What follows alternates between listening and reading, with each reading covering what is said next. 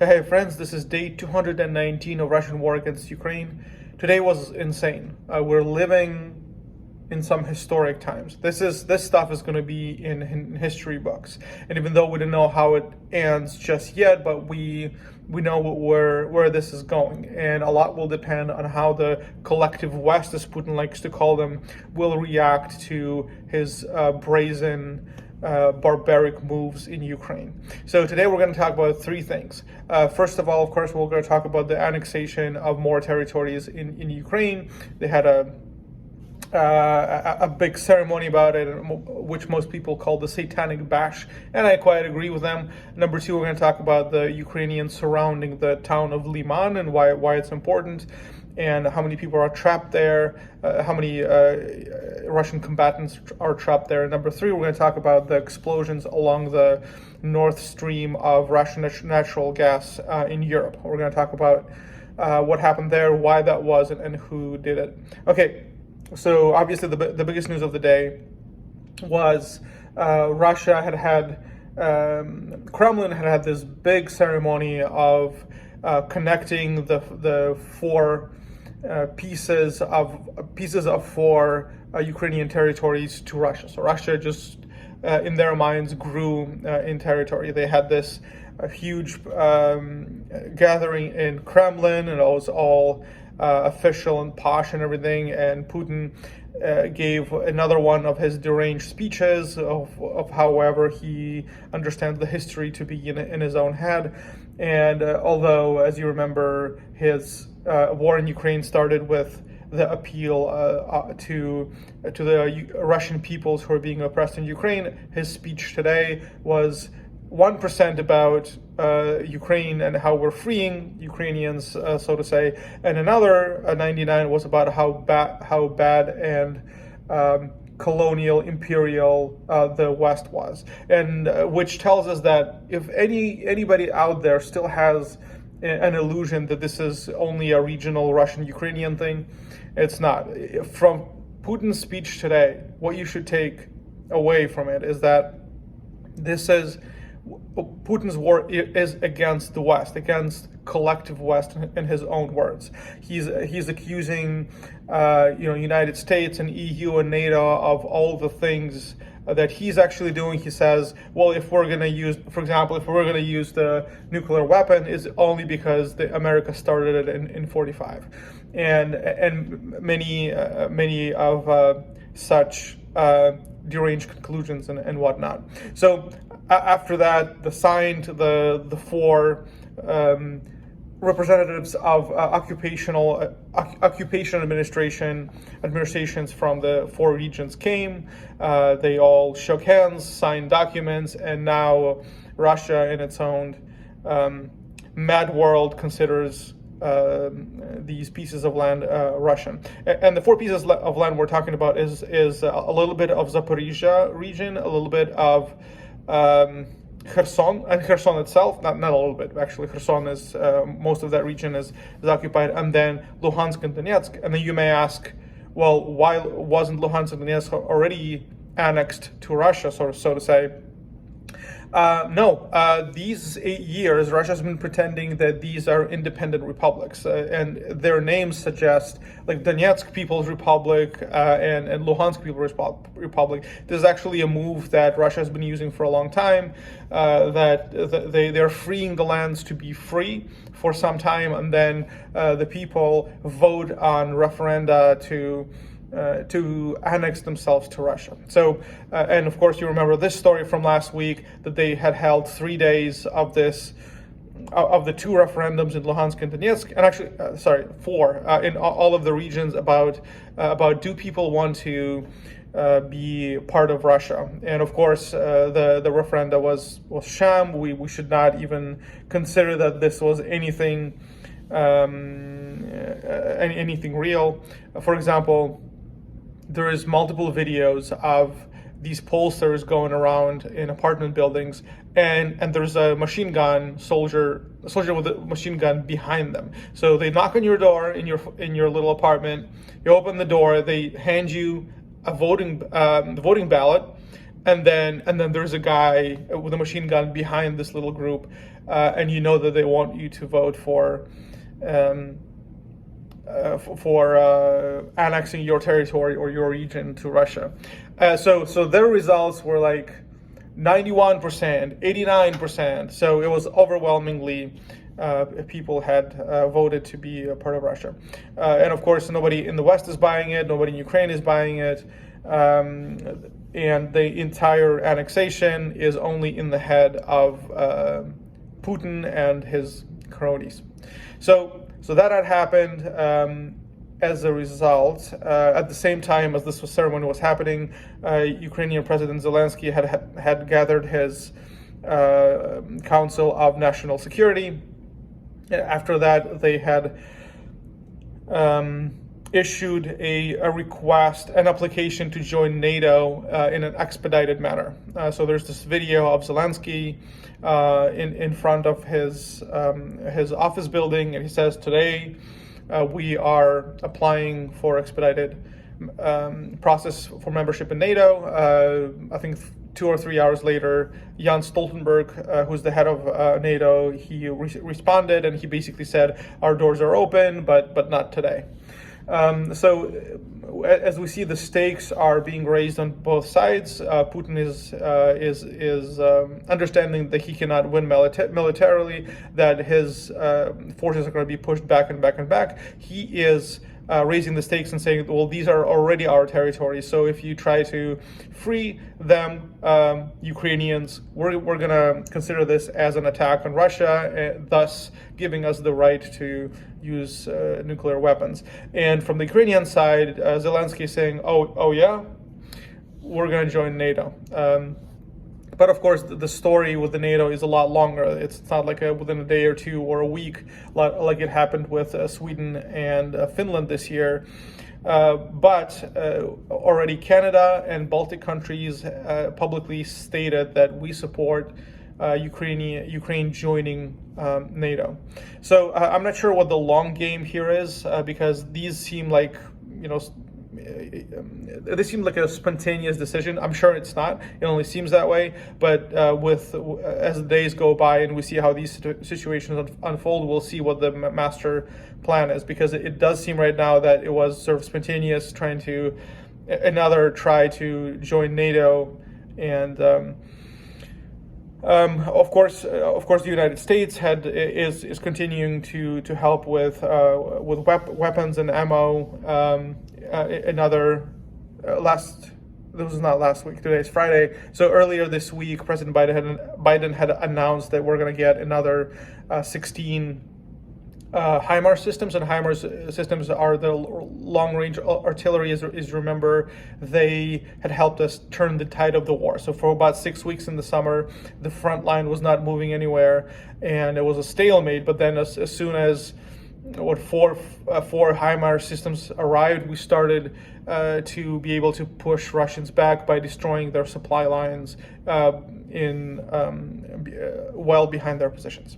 Okay, so we'll continue seeing what happens. One interesting thing to note is that a journalist showed this video of a similar ceremony, 2014, when they were annexing Crimea, and everybody in that big ceremony ballroom was happy. They were clapping.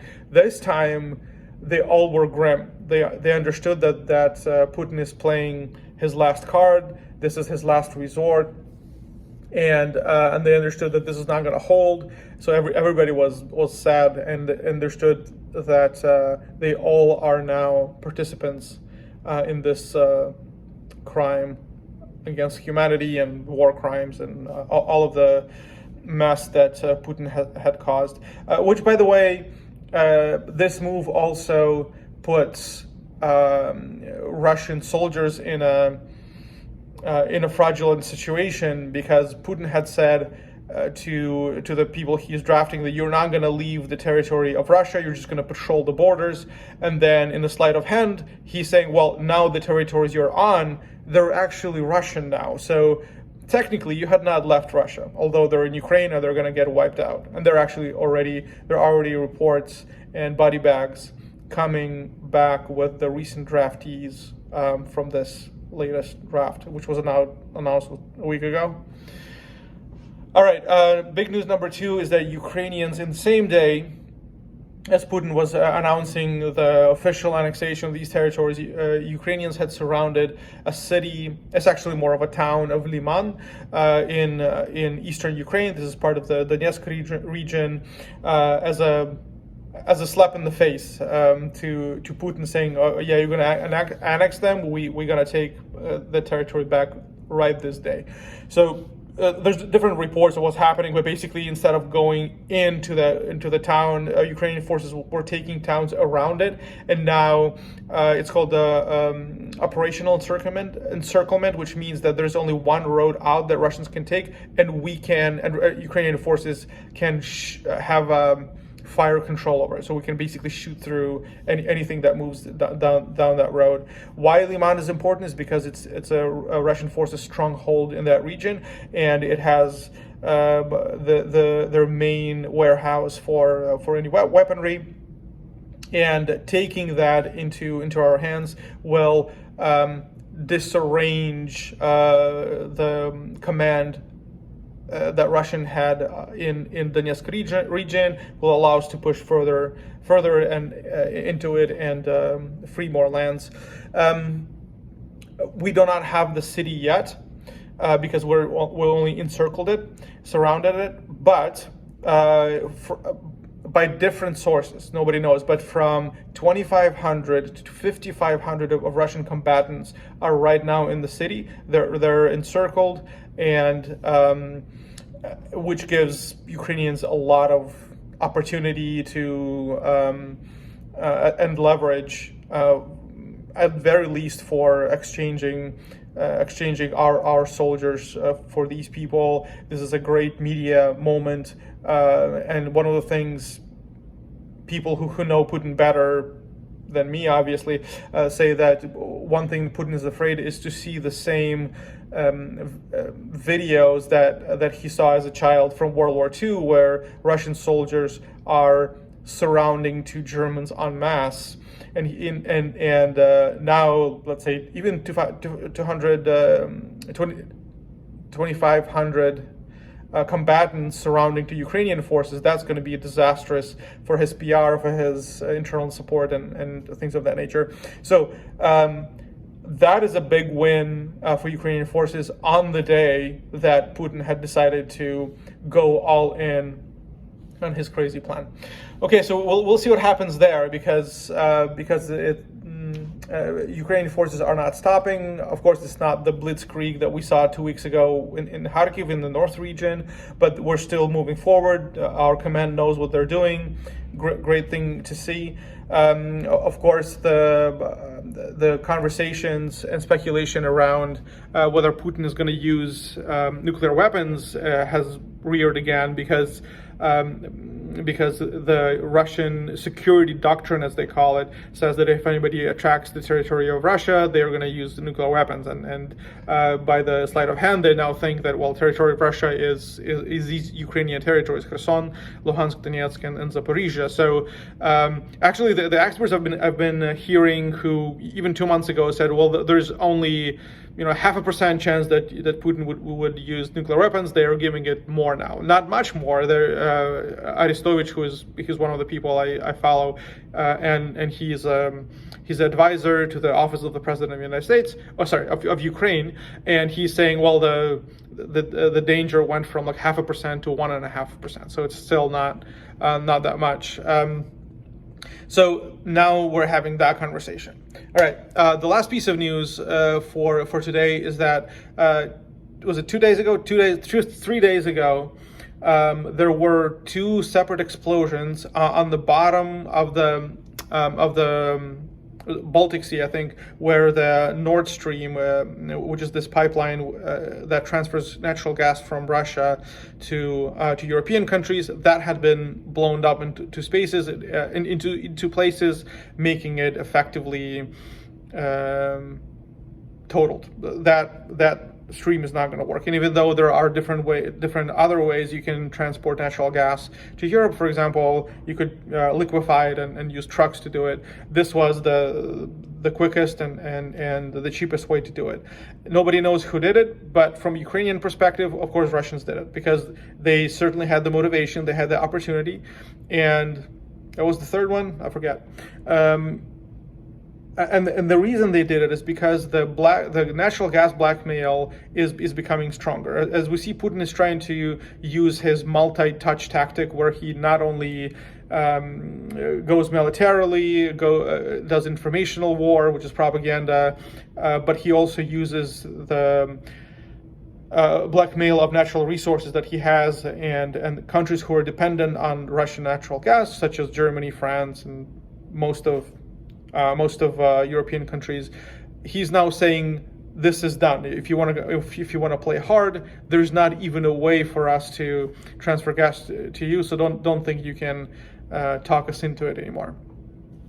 And of course, the European leaders and United States are being careful in their assessments of what had happened, and they're saying, well, we don't know what happened, who might have done it, and Russia, of course, accuses Ukraine of blowing up these 2 node points, but Ukraine has no fleet. What the heck? Anyway, so but of course the consensus is that Russia did it, and there's a pretty solid piece of evidence documented that at the time of the explosions there was this special aircraft circling the places where explosions happened, and the aircraft is used as a radar between the submarines and the command wherever it is in Russia. So they were coordinating these explosions on the pipeline. So friends, this is where we are. 21st century, a barbaric state is trying to annex territories of a sovereign state, and the response of the collective West is the most important thing right now. We'll see how that happens. Our president is doing very good. He's using every leverage to push on the West and to support us. Even though we're hearing very reassuring things from Jan Stoltenberg and Joseph Borrell that we will never agree that these territories will be Russian. We'll never consent. We'll never recognize them. We need more than that. Ukraine obviously needs more help in freeing these territories, and some assurances that if Putin does finally get off, fly off his rocker, that the West will have our back in case of even a tactical nuclear weapon. That's it. We'll see what happens in the next few days. I'll be back with an update. Meanwhile, feel free to ask your questions, because I'm asking a lot myself, and listening to a lot of experts on the Western side and Ukrainian side of the matter. Ukraine will win. Slava Ukraini.